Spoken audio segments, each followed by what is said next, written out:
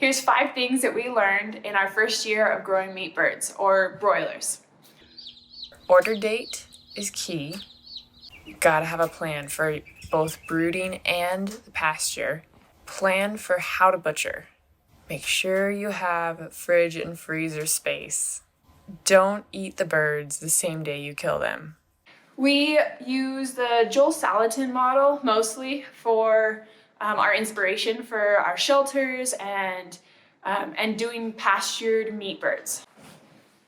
Okay, so order date is crucial. Make sure you order either early enough or late enough. We made the big mistake of ordering our birds too early, and we got them when we had single-digit temperatures still, and freak snowstorms. It was a really wet spring, and we had, probably 2 or 3 snowstorms that hit us. I think we even had a snowstorm hit us when the birds were out on grass. We moved our order date, or like our chick arrival date, from April 15th to May 8th this year. Just look at your weather and figure out what the best 8 to 10 week time frame would be for birds. Infrastructure plan for this, it's not just the chicken tractor going out onto pasture, it's the brooding area. And that's where we kind of failed this last year, is we did not have a good setup for our brooding area.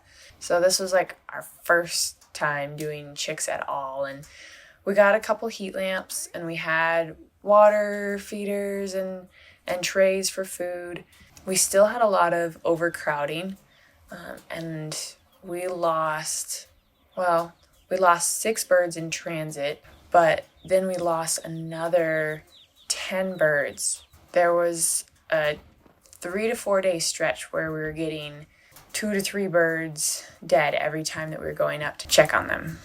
A little discouraging, but we learned a lot with that. We had to have a bigger area. We were putting too many birds in too tight of a space. So we learned. We turned our entire tack room area into a brooding spot for the birds. We don't have that brooding area accessible to us anymore. We're using it for something else now. And so we're actually going to use the chicken tractors that we've already built and use them as brooding areas, but keep them in our barn. And then we'll be able to just drag them out onto the pasture when they get old enough. Oh, and we are still working on the chicken tractors, even when the birds were like a couple weeks old. We got it done, and the chicken tractors, we ended up doing a 6x6 and 8x8. And we were able to use all scrap wood that was just on the property. Ended up using some tin that was left here too. Had to get some roofing screws and chicken wire, but honestly, that was about it for materials. We have to build one more this year because we're doubling the amount of birds. We're going to have 100 birds, so we're going to do another 8x8. Okay, so with everyday care, you really want to make sure that you have a plan for getting water, food, as well as moving the birds or cleaning out the brooding area. Things that we learned in that, water hauling was one of the biggest things. Our hoses didn't quite reach the area where we ended up having the birds in pasture. So that was probably my least favorite thing, of hauling water all the way over there in a 5-gallon bucket. Yeah, have a plan for how you're gonna butcher. We did it very economically this last year, but we really couldn't afford to spend $600 to $700 on a depulker. And so we just did it the old-fashioned way. The big thing, if you're doing it economically, is plucking. You gotta have at least 2 people plucking if you have 1 scalder going, just to keep up with the workflow. But I will say, with about a dozen people helping and having different workstations, whether that's a killing station, a scalding station, plucking, getting the guts out, each station, everyone was doing something.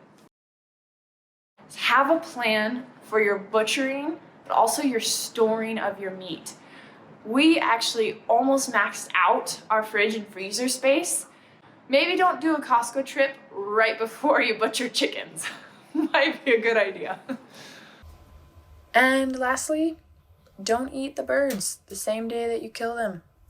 I made that mistake, and I was super discouraged and thought that all of our birds were going to be super chewy and disgusting. And I was like, why did we go through all of this hard work just to get chewy birds?